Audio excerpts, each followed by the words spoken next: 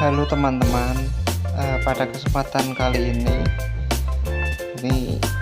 kita akan bahas kura-kura dari yang paling umum dulu. Yang saya punya itu yaitu kura-kura Brasil. Ini satu kandang yang saya punya, saya isi dengan dua kura-kura, yaitu kura-kura Brasil dan kura-kura Venusta. Nah, kenapa saya kurungin? Karakter dua kura-kura ini adalah kura-kura yang paling sering kabur. Nah, selain itu kurungan ini juga bisa difungsikan untuk menjemur nantinya. Nah tuh, baru diomong mereka sudah kabur. Dan ini kura-kura umurnya udah lumayan lama, walaupun tidak lama seperti punya teman-teman.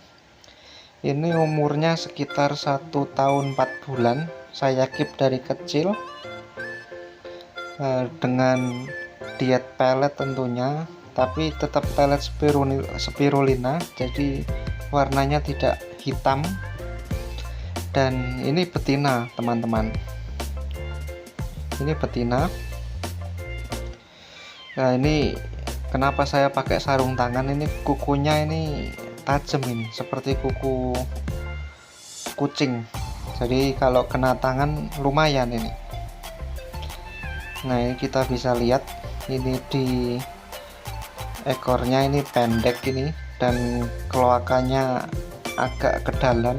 Ini betina, dan kuku bagian kaki belakangnya, nah ini dia panjang, lebih panjang daripada kuku bagian depan.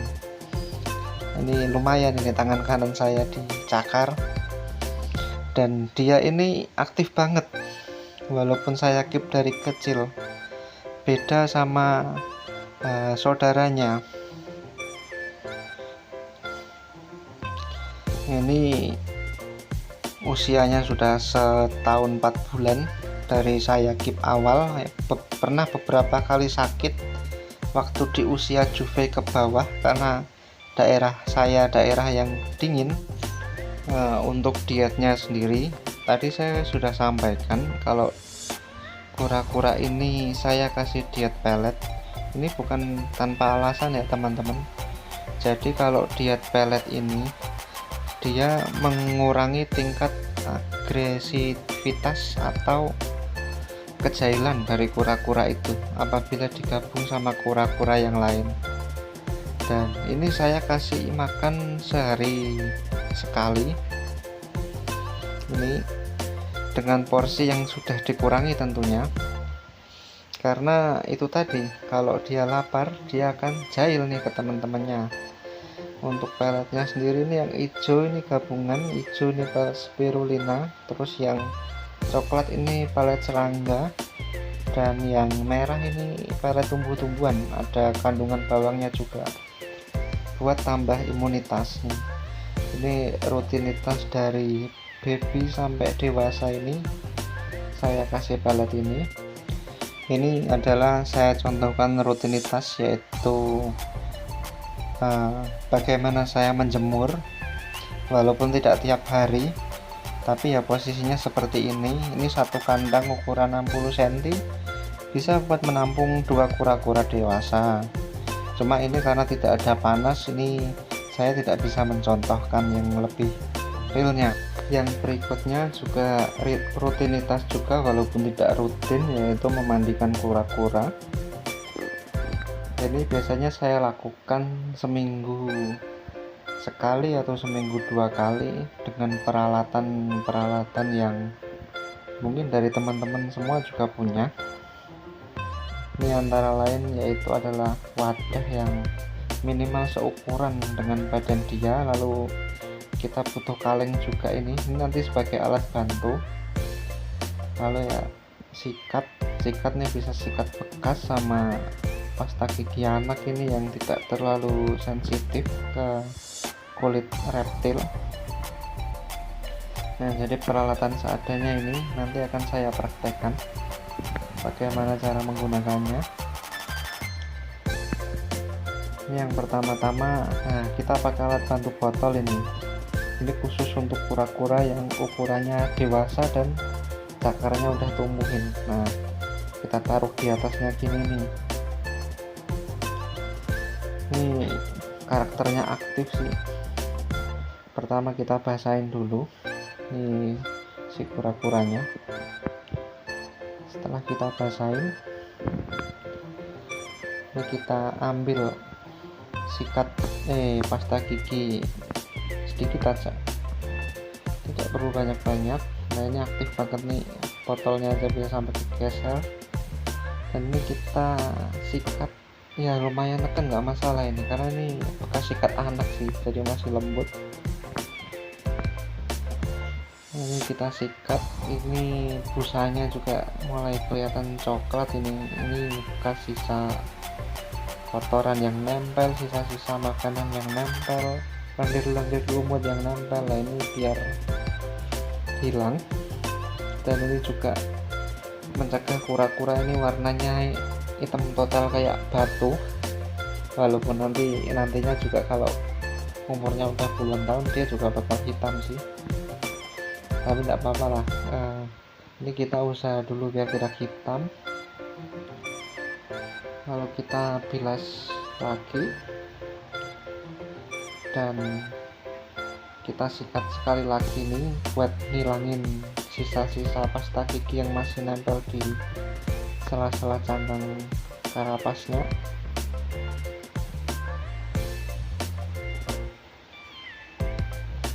Ini dia aktif banget ini, dan termasuk yang alpha ini yang saya punya karena ukurannya paling gede,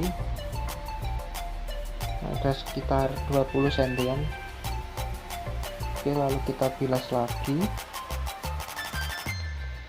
di air yang mengalir, lalu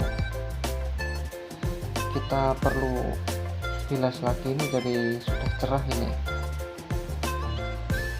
lumayan cerah untuk kura-kura Brasil standar yang tidak ada gen albino dan lain-lain. Ini kura Brasil standar ya teman-teman, tidak ada kelainan gen-gen yang biasa dibeli di pasar atau toko hewan yang harganya kisaran 30 ribuan anakannya. Oke, buat menghilangkan tuntas sabunnya ini kita perlu bilas di tempat air. Jadi kita perlu bilas seperti ini. Dia juga kayaknya juga sudah lumayan stres nih, kita pegang lebih dari 5 menit. Jadi kura-kura air tawar memang seperti itu teman-teman, dia kalau sudah stres kelakuannya jadi semakin aktif ini. Oke, setelah kita bilas ini nanti akan kita kembalikan ke tempatnya. Dan nah itu dia pup lagi tuh. Baru makan berapa menit sudah pupnya segede itu teman-teman. Nah ini sudah kinclong.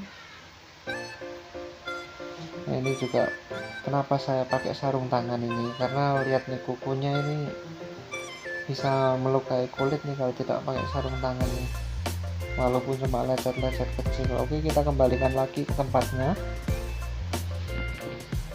Nah ini dia biar gabung nih sama teman-temannya setelah mandi. Tadi di awal sudah saya bahas kenapa saya pakai kandang bentuk jeruji seperti ini. Ini ya karena satu, ini kura-kura rawan untuk kabur kalau diberi kandang biasa, dan kedua ya ini kandang juga bekas dari peliharaan saya sebelumnya.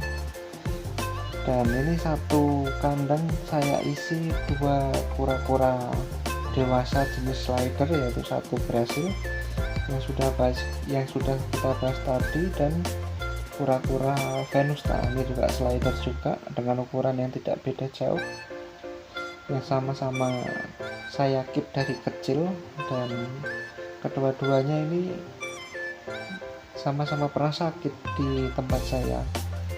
Dan saya tidak tahu untuk kura-kura slider yang lain, tapi di kura-kura saya setelah dia survive dari sakit ini, daya tahan tubuhnya meningkat drastis dan perkembangannya pun juga meningkat drastis, lebih drastis daripada kura-kura sebelum sakit sih.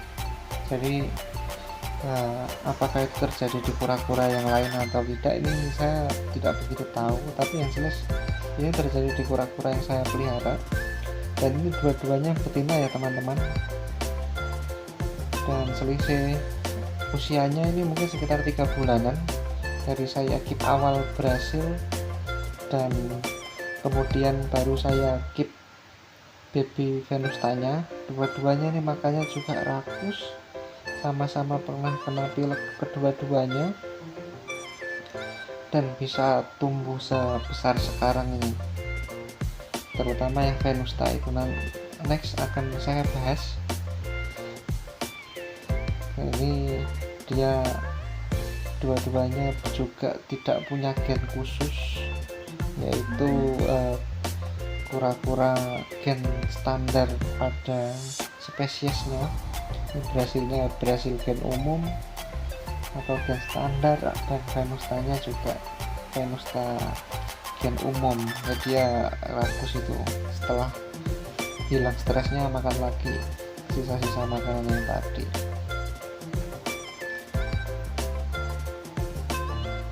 Dan kenapa tadi saya bilang saya kasih makan sehari sekali, nah, karena biar dia tidak menjahili tankmate-nya si venusta. Sementara kalau dipelihara sendiri pun kasihan. Di samping itu saya juga ada kura-kura lain. Ini ada kura-kura Ambon, dan ini ada Picta marginata, Unifilis, dada merah, dan Pelosius. Ini Pelosius juga sama jailnya, tapi teman-teman yang lainnya ini mendukung untuk tidak dijahili. Seperti kayak yang kura-kura Ambon ini, dia relatif ukurannya paling besar, ini Ambon Ceper atau Ambon Sulawesi. Lalu si Picta ini dia kura-kura yang lincah, sementara Unifilis dan dada merah ini dia perenang yang cepat. Jadi sebelum si Pelosius ini menjahili, mereka sudah kabur duluan. Ini dietnya sama seperti kura-kura saya yang lain. Lalu ini untuk tankmate kecil ini saya isi baby yellow belly dan baby RBN ditambah kura-kura Okadia. Ini kenapa Okadia saya taruh di sini? Yang pertama, dia jenis kura-kura yang tidak suka membuli kura-kura yang lain walaupun kondisinya lapar. Dan kedua, dia malah yang dibully. Ini saya kurang tahu siapa yang bully, entah si Pelosius, si venusta, atau si Brasil. Yang jelas yang pertama dia tail tip, terus yang kedua dia hilang beberapa kuku. Jadi ini saya pisahkan dan saya gabungkan dengan yang baby, dan saya baby juga ini saya pisahkan karena takut kalah makan. Ya, mungkin next bisa saya bahas satu-satu di lain kesempatan, karena kalau saya bahas semuanya di sini durasinya akan sangat panjang sekali. Mungkin next juga akan saya bahas masalah setup untuk filternya, terus maintenance tambahannya, dan mungkin kali ini kita bahas yang Brasil dulu teman-teman,